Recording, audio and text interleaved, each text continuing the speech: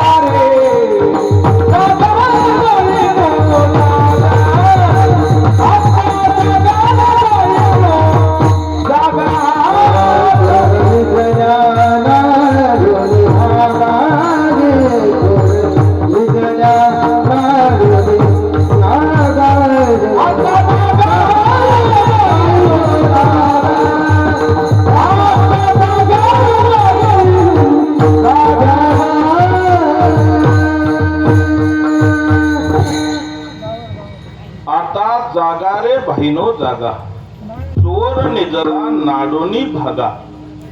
जोपर्यंत चोर येत नाही ना तोपर्यंत जागा राहायला सांगितलं. चोर कोणता आहे?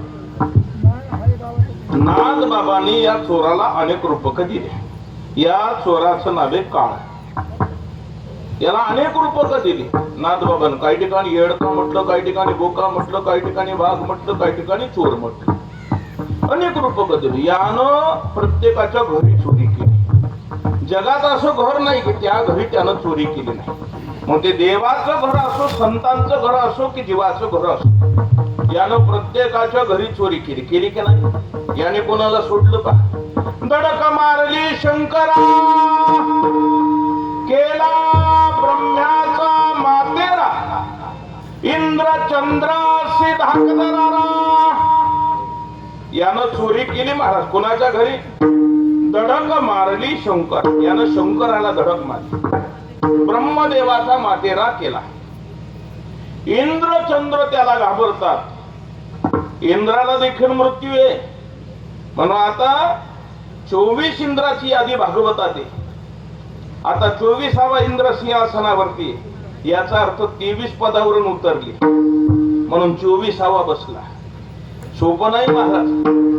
इंद्र चंद्रासी धाकदरारा, लाविला जेने, लाविला जेने.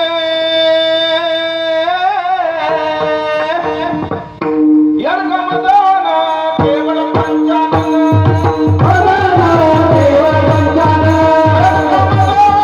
केवळ पंचानन, केवळ पंचानन,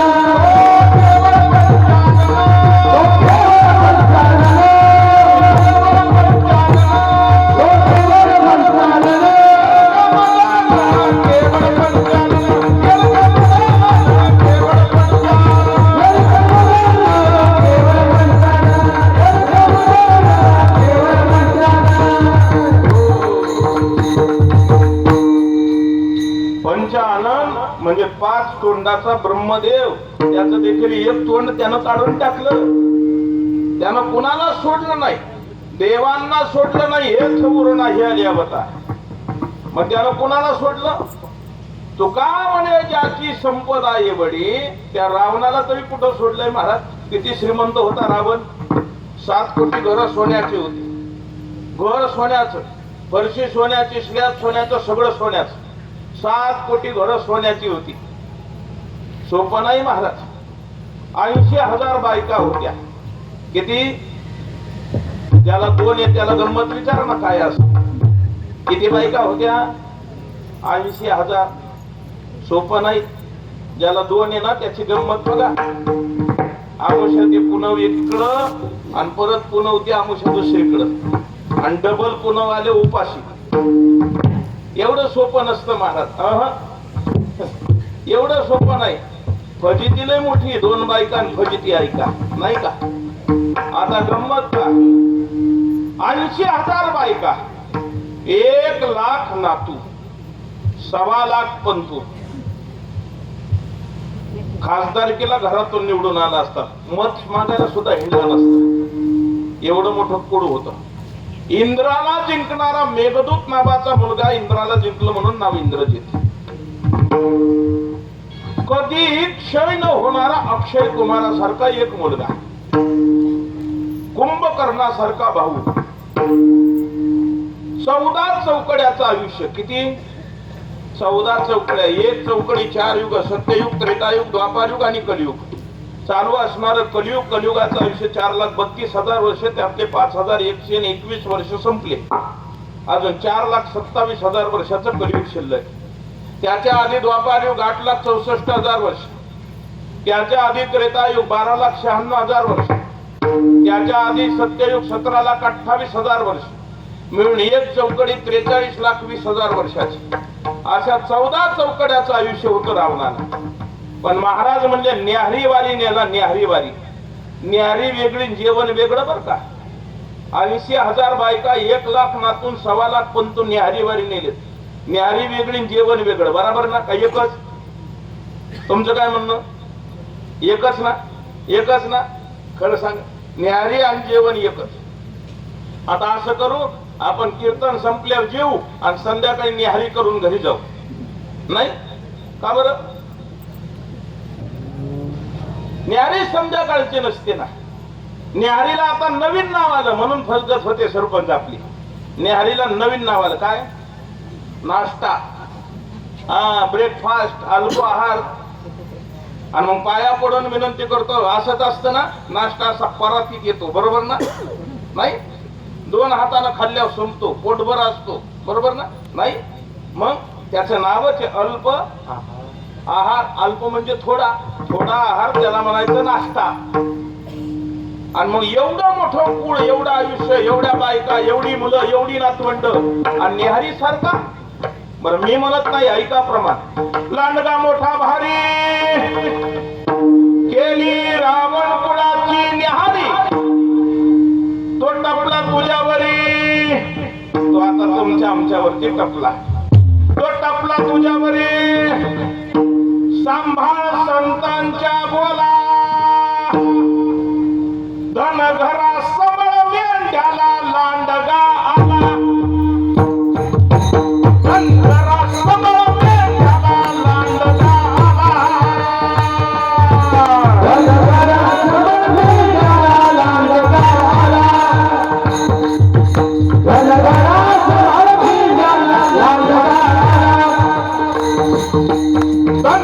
सबळ मेंढ्याला लांडगा आला. धन घरा सबळ मेंढ्याला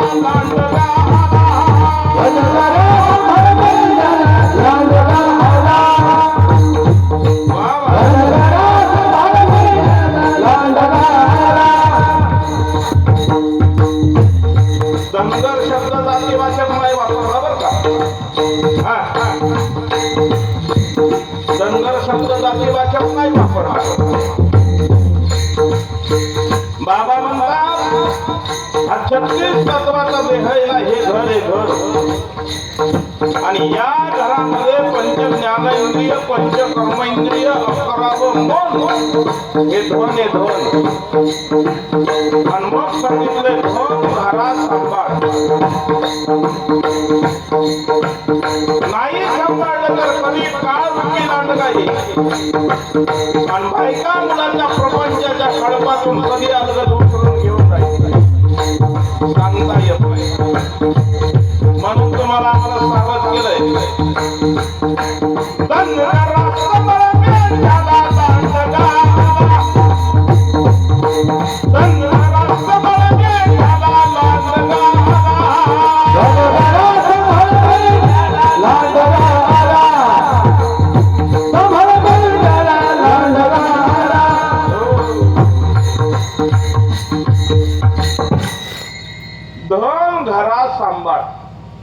नाहीतर जसं कळपातून अलगद लांडगा मेंढी घेऊन जातो, तसं हा काळ रूपी लांडगा बायका मुलाच्या प्रपंचाच्या कळपातून अलगद घेऊन. पैसा काळ लोकाले कसे,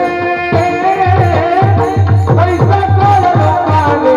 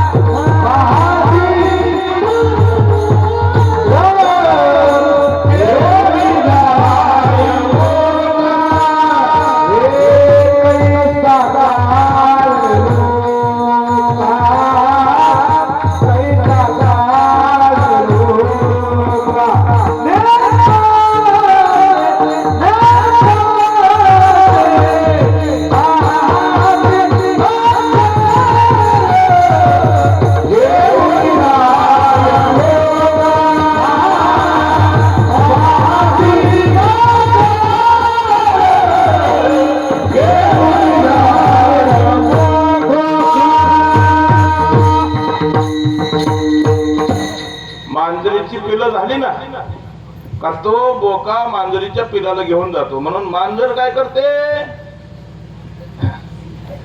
मांजर काय करते माहिती का? जाऊ द्या जाऊ द्या जाऊ द्या जाऊ द्या. मांजर काय करते, त्या बोक्यापासून संरक्षण व्हावं आणि त्याला पिलं कुठे माहित नाही व्हावी म्हणून 5 जागा बदलते की नाही?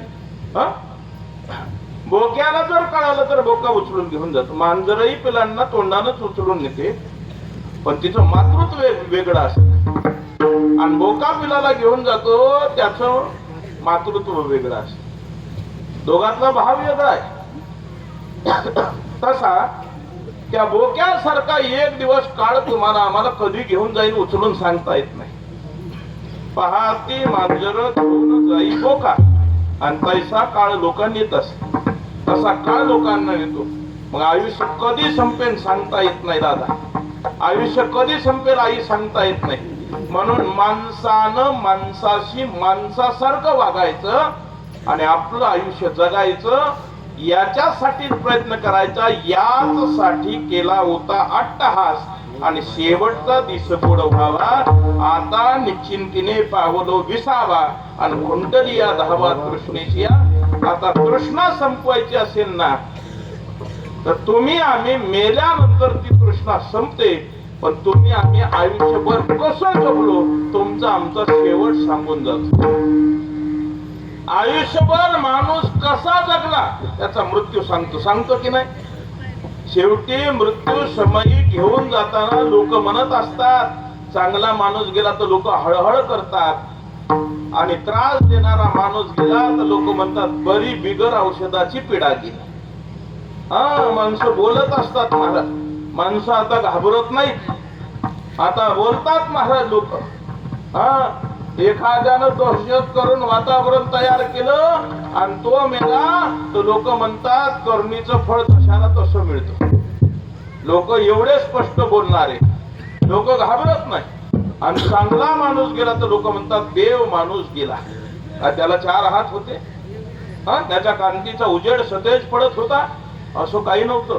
वागण्यावरती असतं. आपल्या कर्तृत्वानं आपण देवपणाला प्राप्त व्हावं, आयुष्य जगावं आणि आपण गेल्यानंतर आपल्या कुटुंबानंही आपल्या नावानं असाच उदे करावा, आपलंही श्राद्ध असंच करावं. याला म्हणायचं जीवन चांगलं जगणं. आई असेल वडील असेल दोघांनीही आयुष्य उभं आयुष्य आपल्या कुटुंबासाठी आणि चांगल्या निर्मळ मनानं जगलं, याला म्हणायचं उत्तमची उरे कीर्ती मागे. गेले दिगंबर ईश्वर विभूती आणि राहिल्या त्या कीर्ती जगा माझी. त्या कीर्ती पाठीमाग राहाव्या म्हणून उभं आयुष्य जगायचं असतं. नाही तर आईचा आणि वडिलांचा काय स्वार्थ असतो बरं? असं आहे का? आई वडिलांना आपल्याला जन्माला घातलं, मग आई वडिलांना आपल्याकडे स्वार्थ पाहिला, यानं आपल्यासाठी घर बांधावं, चोपाळा टांगावा, पलंग असावा, आपल्याला ते सेवा करावी, असं काय असतं का? असं काही स्वार्थ नसतो आईचा आणि वडिलांचा. तरी आई आणि वडील ही मुलाला जन्म देत असतात आणि तो मुलगा जर कर्तृत्ववान निघाला तर त्याला धन्यता, आणि तो जर कर्तृत्ववान निघाला तर फक्त त्याला धन्यता नाही तर त्याच्या जन्माला घालणाऱ्या आई वडिलांना धन्यता महाराज दुसऱ्या कडव्यात देतात. नारायण गाय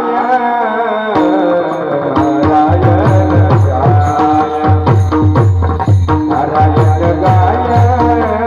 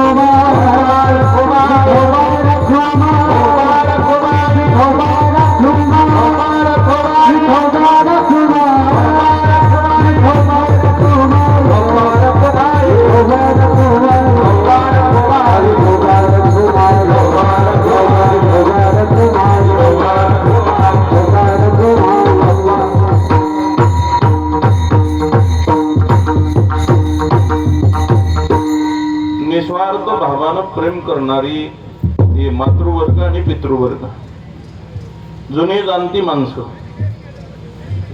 धोतर नेहरू टोपीमध्ये कोपरीवरती आयुष्य काढणारी मंडळी. त्या काळात मला वाटतं श्रीमंतीनं कमी असतील पण मनानं उदार असतील, शिकलेले कमी असतील पण अनुभवानं मात्र पिकलेले असतील, अशी ही जुनी जाणती मंडळी. आणि खरं सांगू का, अनुभवालाही किंमत आहे. आज त्यांच्या घरात डॉक्टर आहेत, आज नातू डॉक्टर आहे, पुतणे डॉक्टर आहेत, आज त्यांच्या घरामध्ये डॉक्टर आहे, इंजिनियर आहे, वकील आहेत. आज सगळ्या क्षेत्रातली मंडळी त्यांच्या कुटुंबात असते. पण ही जुनी जाणती मंडळी शिकलेली कमी असते पण संस्कारक्षम पिढी होती. त्यांच्याकडे संस्काराला कमी नव्हती. आईकडे संस्कार असतील, वडिलांकडे संस्कार असतील, विद्वत्ता असेल, त्याच्या जोरावरती त्यांनी प्रपंच केला, सुखाचा आनंदाचा केला. आपल्या मुलावरती मुलींवरती संस्काराची पाखर घातली. पुतणे असतील, नातवंड असतील, भाऊ असतील, बहीण असेल, सर्वांवरती नितांत प्रेम केलं. आणि शेवटी आले देवाजीच्या मनात तिथे कोणाचे चालेना. या न्यायाला अनुसरून आई आणि वडील 2 वर्षाच्या कालावधीमध्ये हे दोन्ही छत्र या कुटुंबातून निघून गेले. 2 वर्ष आधी वडील गेले, 1 वर्षापूर्वी मातृवर्ग आई गेल्या आणि कुटुंब पोरकं झालं. एक असं असतं बरं का, ज्या घरात आई आहे त्या घरात माया आहे, प्रेम आहे. ज्या घरात बाप आहे त्या घरात आधार आहे. एकदा बाप गेला, पाठीवरचा आधार गेला, आणि आई गेली, मातृत्व गेलं. तुम्ही आम्ही आयुष्यात खूप काही कमवू शकतो, खूप कमवता येईल, आपल्याला खूप पैसा कमवता येईल, पण त्या पैशानं पुन्हा गेलेले आई वडील कधीच कमवता येणार नाही. म्हणून या जगातलं सगळ्यात मोठं पात्र जर काय असेल ना तर ते आई वडील आहे. जगत में सबसे बड़ी है माँ, माँ से बढ़कर कोई नहीं, जो देती है दुआ, जगत में सबसे बड़ी है माँ. म्हणून तर माझ्या माऊलीनं सांगितलं ना, सकळ तीर्थाची धुरे जिये का माता पितरे, तया सेवेशी किर शरीरे लोणके. मातृदेव भव आणि पितृदेव भव. आई वडिलासारखा देव नाही, आई वडिलासारखं नितांत प्रेम करणार पात्र नाही. आई वडील निस्वार्थ लेकरावरती प्रेम करतात आणि ते आई वडील 2 वर्षाच्या कालावधीमध्ये निघून गेले, कोणताही स्वार्थ मनामध्ये न धरता आणि निस्वार्थ भावानं त्यांनी लेकरांवरती प्रेम केलं. आपल्या अनुभवानं त्यांनी आपला प्रपंच केला. मुलांमुलींवरती संस्काराची पाखर देऊन या इहलोकाची यात्रा संपवली. मुलामुलीकडून कोणताही स्वार्थ त्यांनी धरला नाही आणि आई वडील मुलाला जन्माला घालताना कोणताच स्वार्थ करत नाही. महाराज शेवटच्या कडव्यात सांगतात,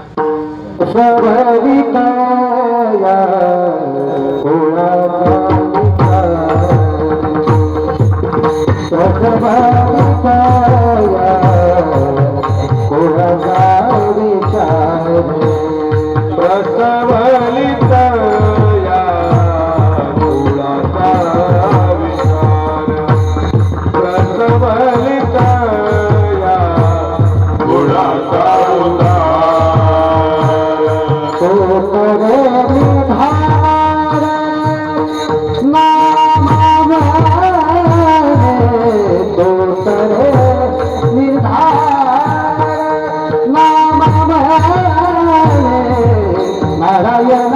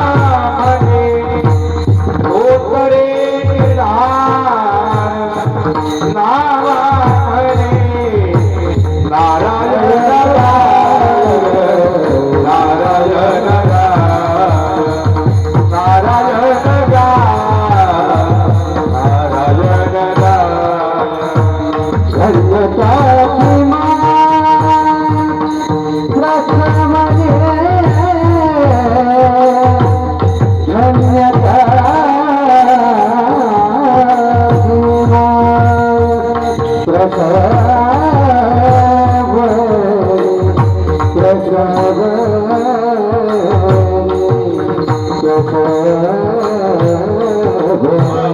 महाराज